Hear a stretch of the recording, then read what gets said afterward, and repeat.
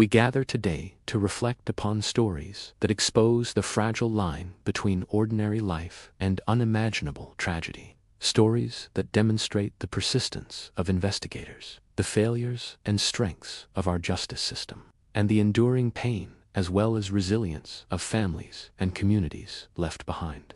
These stories are not only narratives of crime, they are portraits of human character, of societal responsibilities, and of the pressing need to evaluate how justice is pursued and how it is sometimes compromised. At the heart of the first account lies the sudden disappearance of a woman whose life seemed ordinary on the surface, but whose untimely fate revealed layers of deception and violence. She was remembered as lively, outspoken, creative, and caring. She found joy in sharing the little things of life, whether through social media, on stage, in community productions, or in conversations with her family and friends. Her days were filled with small celebrations of existence, shopping excursions that she would present in video halls, nights of performance with fellow enthusiasts who recreated cult films, moments of excitement about an upcoming ultrasound that symbolized new beginnings. To those who knew her, she represented hope and vitality. But in a single morning in late summer, she disappeared without explanation. The initial hours of her absence did not alarm authorities. Adults vanish for reasons that often prove benign, and standard protocol treats such cases as matters to be resolved with patience. Yet for those closest to her, alarm came swiftly. She had never gone silent before, never neglected to call her mother, never missed an appointment with a friend without explanation. Within days, her car was discovered, abandoned under a highway overpass, the keys still inside, parked near areas frequented by the homeless. The discovery was unsettling but inconclusive, a clue that raised more questions than it answered. Detectives worked through conventional approaches. They traced her movements, consulted cameras, and began piecing together the final known moments. Surveillance revealed a figure dressed in black with surgical gloves and a fedora, leaving her vehicle and calmly walking away. That image etched itself into the minds of investigators and friends alike. His posture, his attire, his composure spoke of calculation rather than accident. In time, evidence pointed to a man from her past, an individual with whom she had a complicated history. Their relationship had ended years earlier, but contact had resumed. Friends confided that she was expecting a child and that he was the father. She had been optimistic about sharing the news with him, yet his response to investigators was denial, a complete rejection of any ongoing relationship, and an insistence that he had not seen her in over a decade. Technology began to undermine his claims. Phone records showed constant communication under a coded name in his contacts, a strategy of concealment. Video evidence tied him to the movements of her car, and later to his own truck, positioned conveniently at a parking garage to facilitate a carefully plotted alibi. Investigators reconstructed the day of her disappearance with painstaking detail. He had purchased heavy-duty garbage bags, stashed his vehicle, cycled home, and awaited her arrival. She texted that she was early. He welcomed her, and for hours afterward, both phones remained at his residence. What transpired during those hours could only be inferred from the grim outcome. Her life was taken in the basement of his home. The case did not yield immediately. For weeks, her loved ones searched, clung to hope, and endured the agony of uncertainty. But data stored not only in phones, but within vehicles, proved decisive.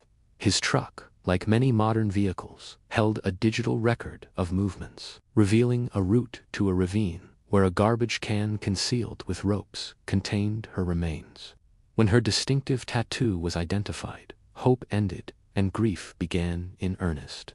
The legal outcome was a plea of guilt to first-degree murder, a sentence of 26 years. To the family, it was insufficient, a compromise that devalued both her life and the life she carried. They demanded recognition of the gravity of killing a pregnant woman and sought legislative change to ensure harsher penalties in the future. The case illuminated questions that haunt the justice system. How much evidence is enough to secure a trial?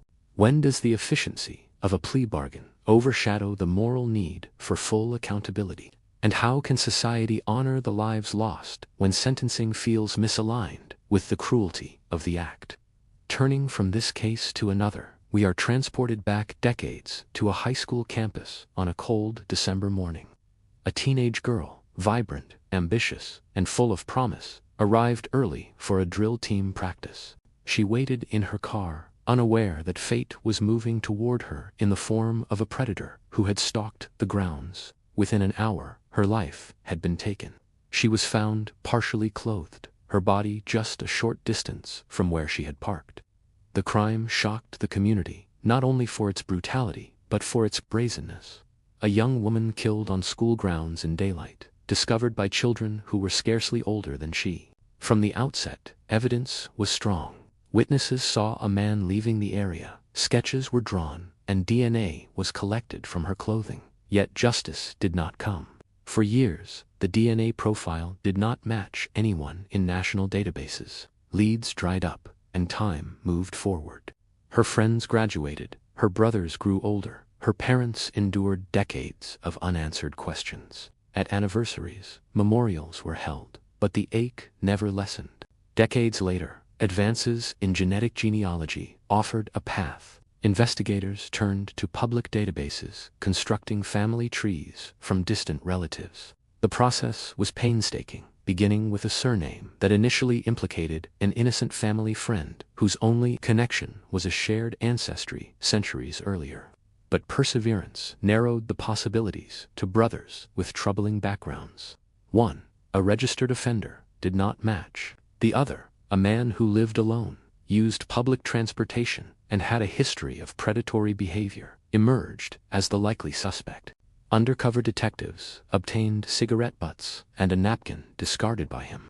When DNA confirmed the match, a generation-long mystery reached its climax. The boy who had stumbled upon the crime scene as a child identified the same chilling eyes in the suspect's aged face. The trial, more than 30 years after the crime, centered on the indisputable science of DNA. The defense argued against the novelty of genealogical techniques, questioning the legitimacy of emerging fields. Yet the statistical certainty of the match overwhelmed doubt.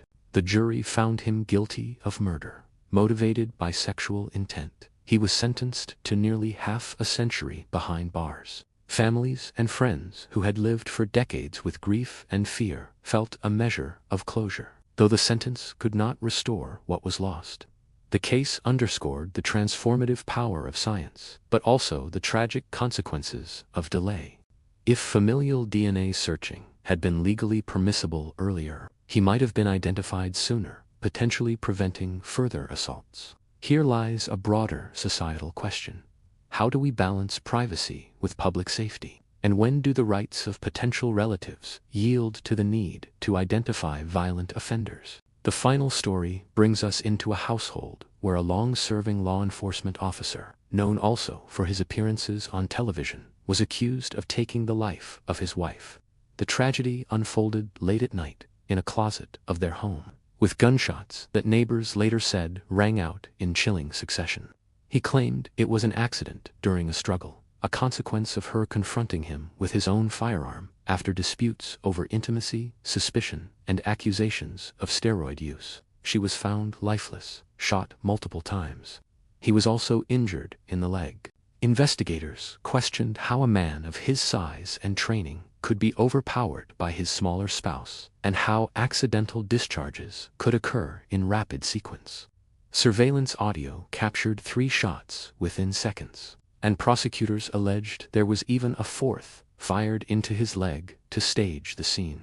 The medical examiner ruled homicide, but the defense countered with demonstrations of how easily the particular firearm discharged under pressure. Witnesses offered conflicting portrayals. Some said he was controlling, jealous, and unstable. Others testified that he was loving, gentle, and incapable of violence. The years between the incident and the trial, prolonged by pandemic delays, left families in limbo. When the case reached court, jurors were faced with the ultimate dilemma. Was it intentional murder, or a tragic accident fueled by marital discord? The absence of conclusive evidence on whose finger was on the trigger proved pivotal. After long deliberation, the jury delivered a verdict of not guilty. For his supporters, it was vindication. For her family, it was a miscarriage of justice. They left the courtroom believing that her voice had been silenced not only by death, but by a system that failed to protect her.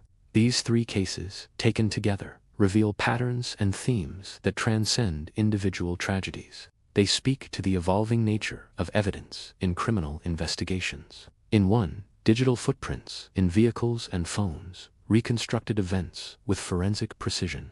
In another, genetic genealogy expanded the frontiers of identification, linking crimes to suspects who would otherwise have remained hidden. In the last, the reliability of physical evidence was disputed, leaving interpretation to jurors confronted with ambiguity. They also highlight the role of community in sustaining memory and demanding justice.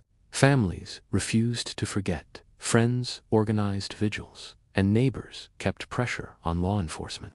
Grief transformed into advocacy. One family demanded stricter laws for those who murder pregnant women. Another pushed for the adoption of familial DNA searches in their state. And yet another continues to speak publicly about domestic violence and the risks hidden within seemingly stable homes.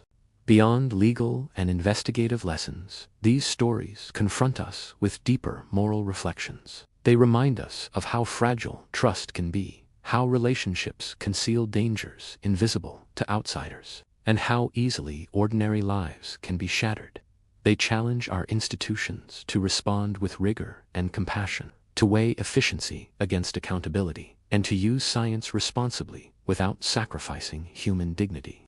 They remind us, too, of resilience. Brothers who carry forward the dreams of their lost sisters, parents who fight for laws in their children's names, friends who transform grief into memorials illustrate the capacity of love to endure even when confronted with violence and loss. As we reflect upon these narratives, we are called to ask what justice truly means. Is it the imposition of a sentence proportionate to the crime? Is it the swift identification and prevention of further harm? Or is it the acknowledgement of the lives lost and the lessons that must guide us into the future? Justice is not a single act. It is a continuous pursuit. It demands honesty from investigators, fairness from courts, courage from families, and vigilance from society. Let us not allow these stories to fade into mere episodes of crime entertainment. They must serve as catalysts for change, reminders of the human cost of violence, and guides for strengthening systems of protection and accountability. Each life lost was unique, filled with aspirations and love, and each deserved a future that was unjustly denied. To honor them, we must ensure that our commitment to justice is steadfast, that our use of technology is ethical, and that our compassion for the survivors is unwavering. In doing so, we embrace not only the responsibility of remembering, but the responsibility of acting, of ensuring that fewer families face the anguish of waiting, wondering, or watching trials that fail to heal. The legacy of these tragedies, if rightly acknowledged, can be a legacy of reform, of vigilance, and of hope that justice, though imperfect, can grow stronger with every lesson learned.